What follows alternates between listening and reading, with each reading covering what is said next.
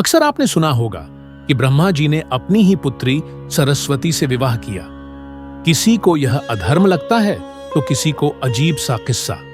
लेकिन क्या यह सत्य है या केवल एक गलतफहमी? सबसे पहले चलते हैं वेदों की ओर। ऋग्वेद और यजुर्वेद में सरस्वती का वर्णन मिलता है, एक दिव्य नदी और ज्ञान की देवी के रूप में।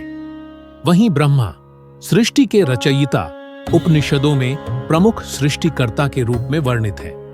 ध्यान दीजिए, कहीं भी यह नहीं लिखा कि सरस्वती ब्रह्मा की पुत्री या पत्नी थी।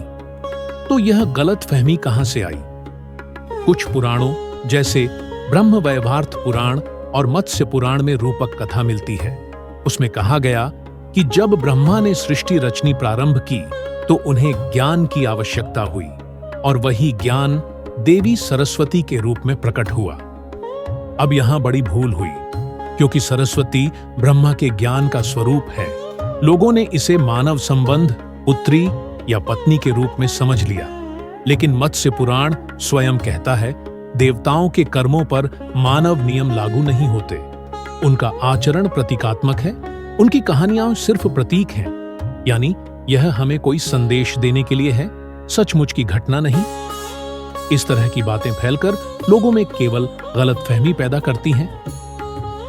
असल में ब्रह्मा और सरस्वती परम चेतना की ही अलग अलग शक्तियां हैं।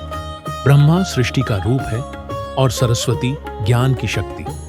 सृष्टि बनाने के लिए केवल ब्रह्मा की शक्ति पर्याप्त नहीं थी, ज्ञान की आवश्यकता थी, और यही ज्ञान देवी सरस्वती के रूप में प्रकट हुआ। इसलिए दोनों एक दूसरे के बिना अधूरे हैं। इसी तरह विष्णु और लक्ष्मी पालन और समृद्धि के प्रतीक हैं, और शिव और पार्वती संहार और शक्ति के प्रतीक हैं। तीनों मिलकर संसार में संतुलन बनाए रखते हैं। यही त्रिमूर्ति और त्रिशक्ति का रहस्य है। तो सत्य यह है, सरस्वती जी न ब्रह्मा जी की पत्नी थीं, न पुत्री। वे उनकी सृजनात्मक शक्ति थीं, वह ऊर्जा थीं जो सृष्टि को गति देती है। मिथक और प्रतीक को सही संदर्भ में समझना आवश्यक है, तभी हम अपनी संस्कृति की गहराई जान पाएंगे। तो अब यदि कोई कहे कि ब्रह्मा ने सरस्वती से विवाह किया था, आप निश्चय पूर्वक कह सकते हैं, यह केवल प्रतीक था, सत्य नहीं। ऐसी बातें सिर्फ गलतफहमी फैलाती हैं।